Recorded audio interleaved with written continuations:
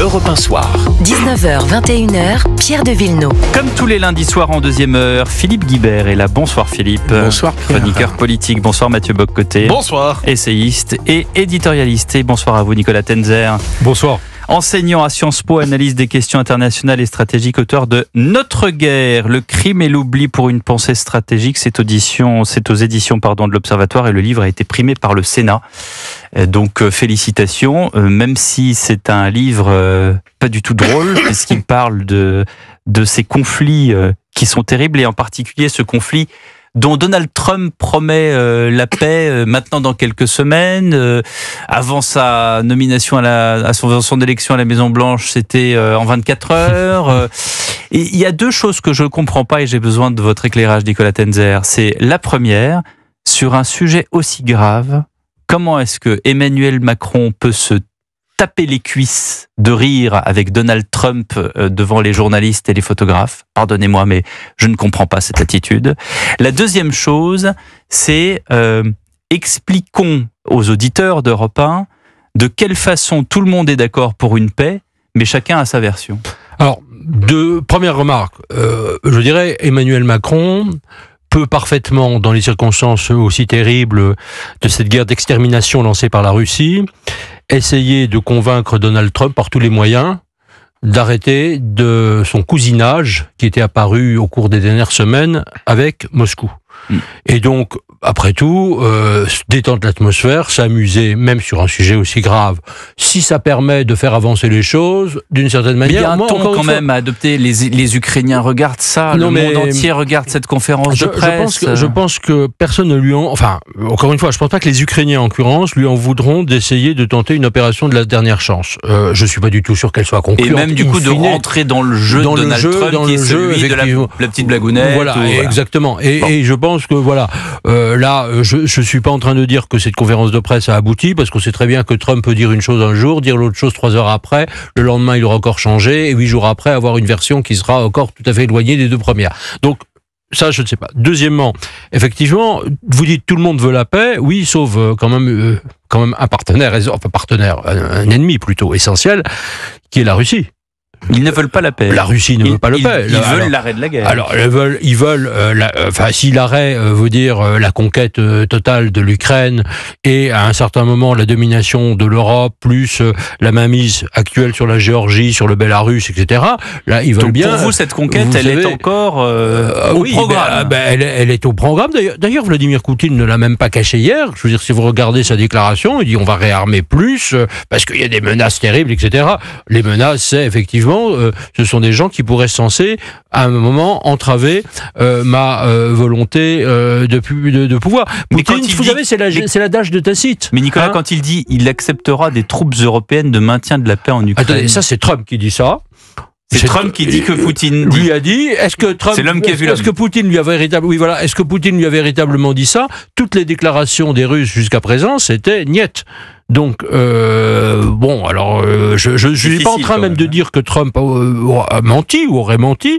Je dis que peut-être son souvenir, peut-être, ou bien que Poutine a cherché à le séduire en lui disant quelque chose auquel il ne croyait mot, parce que je ne vois absolument pas comment, effectivement, Poutine aurait pu dire ça, parce que si vous avez des troupes sérieuses de maintien de la paix, ou d'une soi-disant paix, ou d'une paix provisoire, parce que c'est comme ça que je vois les choses, je vois pas comment Poutine pourrait les accepter s'il considère que effectivement ces troupes sont là de manière efficace. Mathieu Boccoté. Alors que je comprenne, la définition de la paix n'est pas la même pour tous les acteurs dans ce conflit. J'en ai l'impression.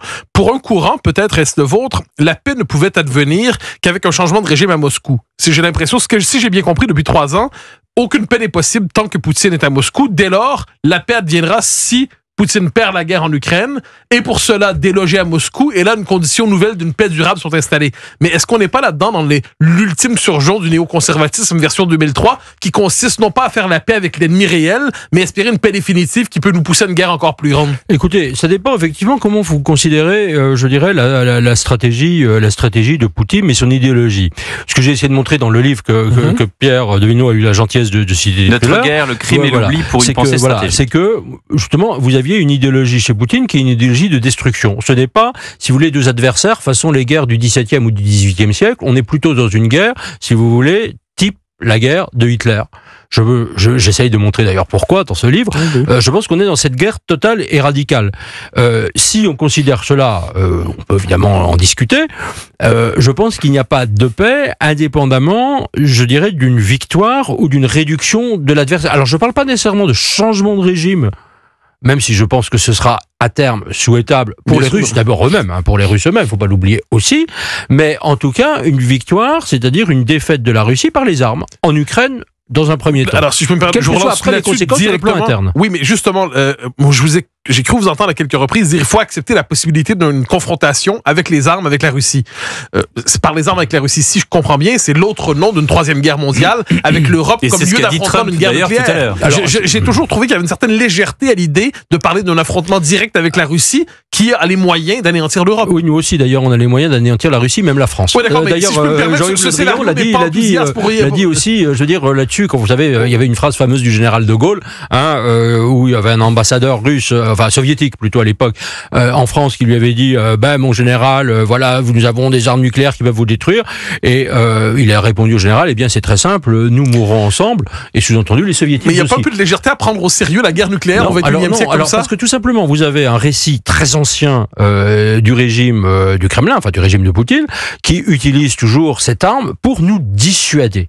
Alors je ne dis pas qu'on est dans un risque zéro, il faut que regarder les choses de manière sérieuse, oui, ça on est tout à fait d'accord, mais penser qu'une confrontation qui serait une confrontation tout simplement, c'est un rapport de force, éventuellement, je dirais, avec des armes conventionnelles, il n'est pas question d'autre chose, et qu'à un certain moment, la Russie finisse par céder, moi je pense que c'est un scénario qui est tout à fait possible. Il ne faut pas jouer à se faire peur. Parce que sinon, regardez, vous avez une autre puissance nucléaire aussi, la Chine, alors vous allez dire, ah oui, mais je suis une puissance nucléaire, donc je peux complètement envahir mes voisins, pour la Chine, ça peut être Taïwan, vous allez avoir peut-être l'Iran qui va devenir une puissance nucléaire, qui peut lancer des attaques sur d'autres pays. Ah, il faut céder, il faut accepter, parce qu'il y a le diktat d'une puissance nucléaire. Je pense que si on entre dans ce jeu-là, vous voyez bien l'emprise de ces régimes révisionnistes sur un certain nombre de régions du monde. Philippe Guibert, avec un micro qui marche, s'il vous plaît. D'essayer de négocier, puisque nous n'avons pas les moyens conventionnels, puisque vous faites référence à une guerre conventionnelle, nous n'avons pas, nous les Européens, les moyens conventionnels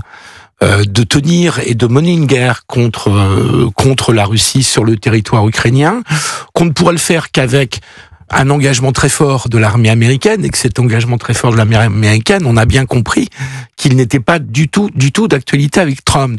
Donc, est-ce que le réalisme politique ne consiste pas à dire, essayons d'avoir une paix la mieux négociée possible, plutôt que de vouloir un affrontement qui ne peut pas aboutir, ou qui ne peut aboutir à notre défaite, tout simplement, Nicolas sans parler de... Je pense pas que l'alternative soit entre, d'un côté, je dirais, un affrontement massif, majeur, avec un choc des armées, des batailles de chars, des batailles d'obus, de missiles, etc. C'est ça qui arrive depuis 3 ans. Voilà, non mais je dirais où nous serions nous-mêmes directement impliqués. Ça, je pense pas que ce soit ça, soit, effectivement, une négociation qui aboutit finalement à quoi? À un renforcement de la Russie, de Poutine par rapport à nous, et par rapport aux forces européennes qui seront un jour utilisées contre nous. Je pense qu'il y a des éléments de dissuasion qui est de dire attention, et je pense qu'ils auraient dû être utilisés, mais on ne va pas réécrire l'histoire, déjà en janvier 2022, quand il y avait cet amassement de troupes à la frontière de l'Ukraine, et avec nos partenaires américains, de dire avec cela, eh bien nous sommes là, si vous franchissez une date, vos chars seront détruits. Les chars, vos avions seront détruits. Russes, bien sûr. Russes. Et je pense que Poutine aurait tout simplement regardé, il serait dit effectivement, quand on voit la taille et les forces quand même des alliés par rapport aux forces russes, je dirais, il n'y a pas photo. On est dans un rapport conventionnel, je dis bien conventionnel, en comptant les États-Unis de 1 à 20. Maintenant, l'Europe. Alors pourquoi est-ce qu'on l'a pas fait? Et est-ce que vous croyez pas que c'est paradoxal avec ce que vous venez de dire, puisque vous dites qu'il est prêt à une conquête même de d'autres pays de l'Europe? Et d'ailleurs, les pays baltes et les pays limitrophes avec la Russie s'en méfient. Oui, bien sûr, parce qu'ils auront les premiers sur la liste. On ne parle plus d'ailleurs. Voilà, je pense que c'est ça le vrai sujet. C'est pas effectivement de se dire on va avoir des chars russes. Mais pourquoi est-ce qu'on l'a pas fait? Vous dites, on aurait dû détruire, en tout cas menacer de détruire. Pour plusieurs raisons, que j'ai évoquées effectivement, notamment dans ce livre. Et la première chose, je pense parce qu'on a totalement sous-interprété, mal perçu ce qu'était l'idéologie de Poutine et sont tout simplement ses intentions et ses buts de guerre. Il y avait quand même un certain nombre d'auteurs, d'écrits, de personnes qui alertaient depuis extrêmement longtemps, que ce soit des gens comme François Stom, comme Thérèse Delpech, comme André Glucksmann, pour ne parler que d'auteurs français, bien sûr beaucoup d'autres dans d'autres pays, et qui alertaient sur la réalité effectivement de ce régime. Et que deuxièmement, le régime russe est extraordinairement adroit en termes de propagande. Et il y a deux types de propagande. Il y a la propagande dure, absurde, que personne ne croit, sauf quelques illuminés, du genre les nazis en Ukraine, enfin vous savez tout ce qu'il a raconté. Le processus de dénazification. Enfin, voilà, bon, tout ça c'est vraiment de la débilité profonde. Mais vous avez aussi de la propagande dite douce, qui pénètre les esprits d'un certain nombre de dirigeants, et notamment des dirigeants à l'époque, sous l'époque Biden, américains. Moi, je me rappelle une discussion avec Jake Sullivan, qui était le conseiller national de sécurité de Joe Biden. C'était à Vilnius en juillet 2023, lors du sommet de l'OTAN. Et il a dit, nous voulons absolument éviter une confrontation entre l'OTAN et la Russie. Mais c'était un récit, et d'ailleurs on lui a dit, mais je dis, vous savez, ce récit-là, il vient directement du livre de recettes du Kremlin, il est bien documenté. Mais alors, j'entends que ce soit un élément de propagande, et je ne doute pas un seul instant du caractère absolument détestable du régime de Poutine. Mais par ailleurs, prise en elle-même, cette phrase « Nous voulons à tout prix éviter un affrontement entre l'OTAN et la Russie » me semble une phrase tout à fait rationnelle et raisonnable. J'ai l'impression qu'il y a, encore une fois peut-être est-ce que je suis trop prudent, mais jouer à la possibilité de la guerre globale, comme vous l'envisagez, en ne la souhaitant pas, mais comme vous l'envisagez, à l'heure nucléaire, me semble, en ces matières, c'est jouer avec la possibilité apocalyptique, quoi qu'on en dise. Oui, mais je vois tout à fait votre argument. Moi, ce qui me semble, c'est que une paix d'équilibre me semble quelquefois une paix imparfaite d'équilibre est peut-être préférable à la liquidation définitive de l'ennemi qui donnerait une paix perpétuelle. Moi, je suis sur cela, on sera sans doute ou presque d'accord, mais moi, je n'envisage absolument pas la réalité de ce conflit. C'est-à-dire que je ne pense pas du tout que si nous avions répondu, enfin nous, globalement, pas les Français, hein, globalement, disons l'Ouest, etc., les forces de l'OTAN, nous avions répondu aux Russes, ou en tout cas on leur avons envoyé quelques messages clairs, sans même d'ailleurs intervenir. Je pense que les Russes auraient reculé. Sauf que qu'est-ce que Poutine avait en tête? Il avait la fameuse phrase de Joe Biden, du discours du 31 août 2021, qui était le discours sur le retrait des troupes américaines d'Afghanistan, où il a dit maintenant, tous les grands conflits dans le monde, on va les régler par la diplomatie, par la culture, par l'influence. Ouais, enfin, bien malin est celui qui est dans la tête de Poutine, pardonnez-moi Nicolas Wenzer. Donc vous dites, voilà ce qu'il a pensé, on ne sait pas. Non, mais on imagine, c'était un certain nombre de signaux. Et avant, vous aviez eu des signaux, d'ailleurs, envoyés par Barack Obama, qui étaient exactement... Mais c'est dans le prolongement de Francis Fukuyama aussi, qui disait qu'il n'y aurait plus de guerre. Ça, c'était à une autre époque. Dans les années 90. Il est revenu sur sa prophétie de 92. Heureusement qu'il est revenu sur sa prophétie. Il est revenu là-dessus. Parce que vous voyez ce qui se passe. On parle du passé, mais aujourd'hui, là, vous avez dit, oui, Donald Trump, il dit le lundi ça, le jeudi machin, 3 heures après, il peut changer d'avis, mais concrètement, à part lui, qui peut régler le conflit? Ah ben les Européens. Je vais vous donner un seul chiffre. Mais ça fait 3 ans que les Européens disent on va régler le conflit, que Madame von der Leyen dit on va régler le conflit, qu'on envoie des armes, qu'on ne sait pas si on doit envoyer des troupes, que les 27 sont contradictoires sur les sujets. Si vous parlez de l'indécision des Européens depuis 3 ans, et des Américains d'ailleurs en l'occurrence aussi, je suis la premier à les dénoncer, je l'ai fait assez souvent. Mais donc les Européens peuvent faire le faire puisqu'ils sont indécis. Non mais alors, ils sont indécis aujourd'hui. Là je pense que tout à coup, ce qu'ils ont perçu comme une sorte de retournement d'alliance de la part de Trump les a tout à coup éveillés. De manière, à mon avis... Donc il y est quand même pour quelque chose. Il faut lui reconnaître cette vertu. Mais vous savez, regardez quand même ce que les Européens, pris globalement, hein, je mets les Britanniques et les Norvégiens dedans. Bon, pas besoin uniquement de rester à la frontière de l'Union européenne. On livrait aux Ukrainiens, c'est 165 milliards d'euros. Les Américains, c'est 115.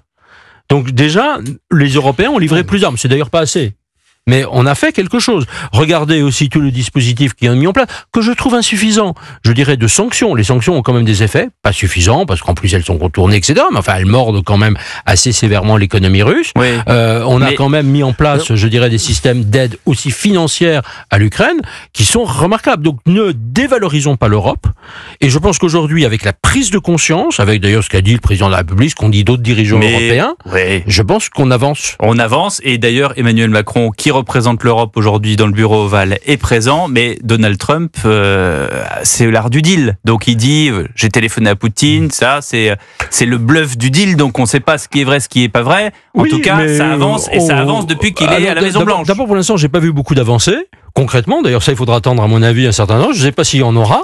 Ce qu'on essaye de faire, c'est, on préfère avoir les Américains, nous, Européens, on préfère avoir les Américains avec nous que contre nous. Donc, la visite d'Emmanuel Macron, quand même. Voilà. Je dirais, elle est importante. Personne ne peut lui reprocher cette visite, quoi qu'on pense de Trump par ailleurs. Merci Nicolas Tenzer. Je vous signale qu'à l'occasion de la 50e cérémonie des Césars, Europe 1 revient sur les plus grands moments de l'histoire de la cérémonie. Coulisses, anecdotes, émotions, discours cultes, revivant 5 décennies de cinéma à travers les archives sonores exceptionnelles d'Europe 1. Destin extraordinaire, 50 ans de César. Podcast inédit à écouter sur europe1.fr et l'application Europe 1.